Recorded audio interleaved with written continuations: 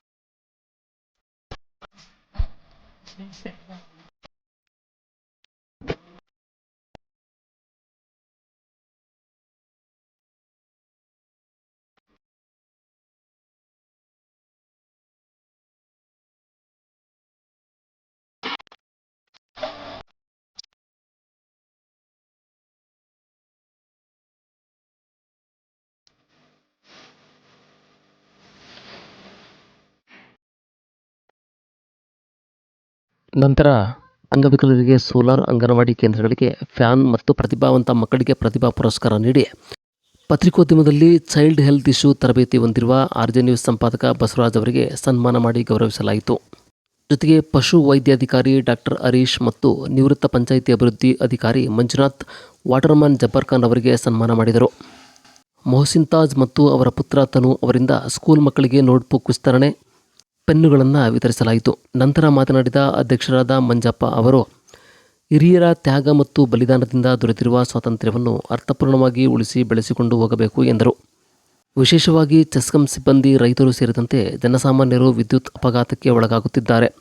ಅದನ್ನು ತಡೆಯಲು ಚೆಸ್ಕಾಂ ಅಧಿಕಾರಿಗಳು ಜನಜಾಗೃತಿ ಕಾರ್ಯಕ್ರಮವನ್ನು ಹಮ್ಮಿಕೊಳ್ಳಬೇಕು ಎಂದರು. ದೇಶಭಕ್ತಿ ಗೀತೆಗಳಿಗೆ ವಿವಿಧ ಶಾಲೆಯ ವಿದ್ಯಾರ್ಥಿಗಳಿಂದ ನಾಟ್ಯ ಮಾಡಲಾಯಿತು.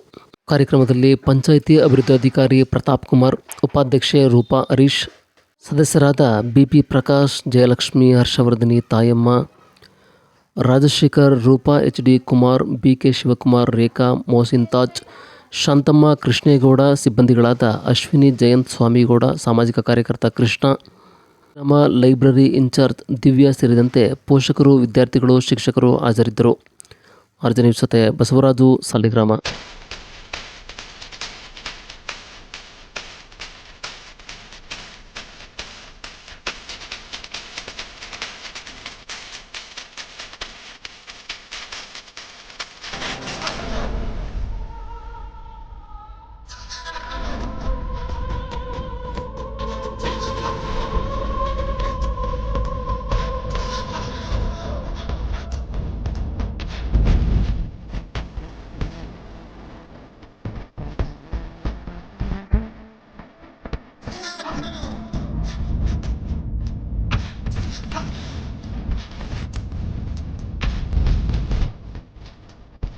ವರ್ಷದ ಸ್ವಾತಂತ್ರ್ಯೋತ್ಸವದ ಶುಭಾಶಯಗಳು ಬಂದಿದ್ದೀವಿ ಅಂತ ಹೇಳಿದ್ರು ಇಲ್ಲಿ ನಮ್ಮ ಸದಸ್ಯರುಗಳು, ನಮ್ಮ ಹಿರಿಯರೆಲ್ಲ.